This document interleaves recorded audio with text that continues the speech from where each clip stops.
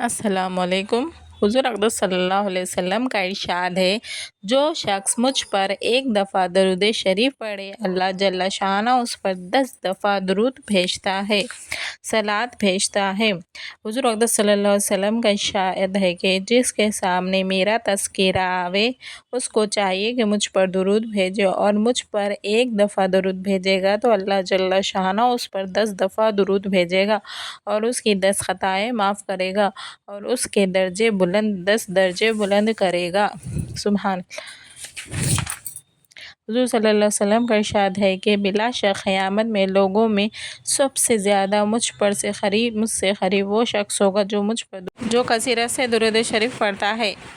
اللہ جل شانہ نے میری خبر پر ایک فرشتہ مقرر کر دیا ہے جس کو ساری مخلوق کی باتیں سننے کی قدرت عطا فرما رکھی ہے۔ بس جو شخص بھی مجھ پر قیامت تک درود بھیجتا رہے گا، وہ فرشتہ مجھ کو اس کا اور اس کے باپ کا نام لے کر درود پہنچاتا رہے کہ فلاں شخص جو فلاں کا بیٹا ہے، اس نے آپ صلی اللہ علیہ وسلم پر درود بھیجا ہے۔ ابو ہریرہ رضی اللہ تعالیٰ عنہ سے ارشاد ہے کہ جو شخص میرے اوپر میری خبر کے قریب درود بھیجتا ہے، میں اس کو خود سنتا ہوں، اور جو دور سے مجھ پر درود بھیجتا ہے وہ مجھ کو پہنچا دیا جاتا ہے۔